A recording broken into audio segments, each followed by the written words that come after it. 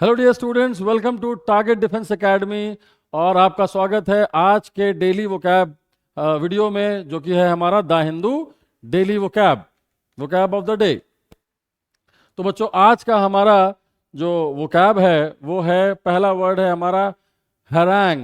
हैरांग word काफ़ी unique word आपको लग रहा होगा, शायद आपने पहले सुना हो या ना सुना हो। तो हैरांग का मतलब बच्चों क्या होता है? A long and inciting speech. आपको बेस्ट एग्जांपल मैं देता हूं हैरांग का। आपने अक्सर आजकल यूट्यूब पर या फिर रील्स में अलग अलग पार्टी के नेताओं को दूसरी पार्टी पर चिल्लाते देखा होगा, लंबी चौड़ी स्पीच देते हुए देखा होगा, जिसमें वो दूसरी पार्टी को क्या कर रहे हैं? क्रिटिसाइज कर रहे हैं, उनकी आलोचना कर रहे हैं। They are criticising the opposition. तो इस स्पीच को हम क्या कहेंगे? इस स्पीच को हम हैरांग कहेंगे। तो हैरांग एक ऐसी स्पीच है जहां पर आप सामने वाले को या किसी को भी क्या कर रहे हैं? इंसाइट कर रहे हैं, भड़का रहे हैं। भड़काऊ भाषण मुझे लगता है कि एक बहुत ही अच्छा वर्ड होगा, जहां पर आप किसी की आलोचना कर रहे हैं, क्रिटिसाइज कर रहे हैं, बुराई कर रहे हैं। तो उस स्पीच को हम क्या कहेंगे? हैरांग कहेंगे। आइए अपने नेक्स्ट वर्ड की तरफ चलते हैं। हमारा नेक्स्ट वर्ड है इनडिस्पेंसेबल। बहुत ही अच्छा वर्ड है बच्चों, बहुत पेपर में पूछा जाता है।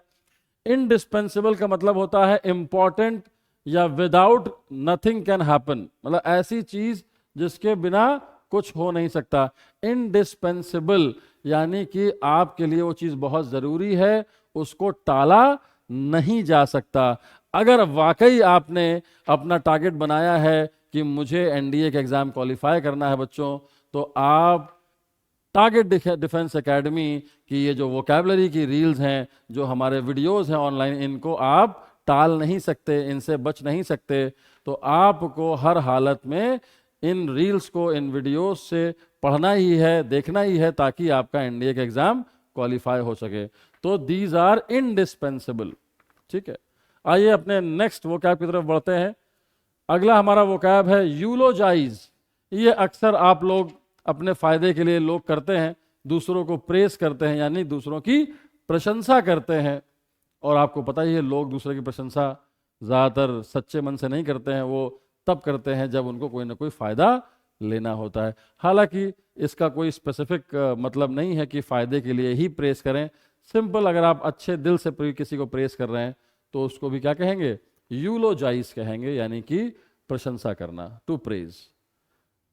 तो हमारा नेक्स्ट वर्ड है ट्रांजिएंट। ये भी बच्चों वर्ड बहुत बार पूछा गया है पेपर में, this is very very important.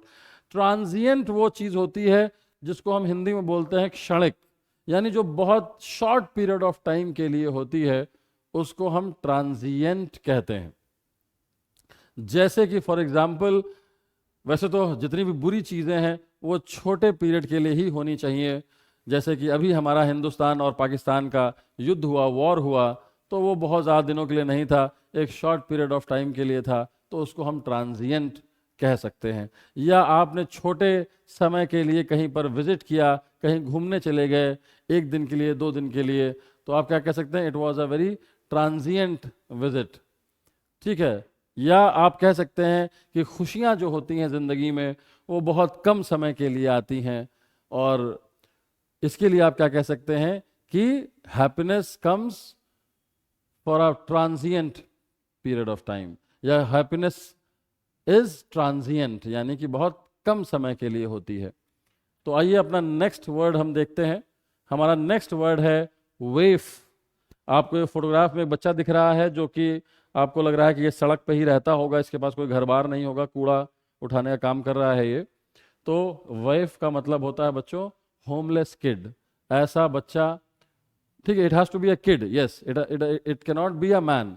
तो वेफ का मतलब होता है एक ऐसा बच्चा जिसके पास घर नहीं है, जिसके पास रहने के लिए छत नहीं है, और जिसके पेरेंट्स भी नहीं है। हिंदी में बोल सकते हैं कि जो आवारा बच्चे आपको सड़क पे दिखाई पड़ते हैं। आवारा का मतलब बदतमीज नहीं होता है, बुरा नहीं होता है। आवारा का मतलब होता है जो इधर से उधर भटकता हो, जिसका कोई एक ठिकाना ना हो, तो उसको हम वाइफ वेफ कहते हैं, that is homeless kid. I hope आपकी वोकैबलरी आपके काम आएगी, आने वाले एग्जाम्स में आपको ये वोकैबलरी मिले। ये मेरी आशा है। Thank you so much. Have a nice day.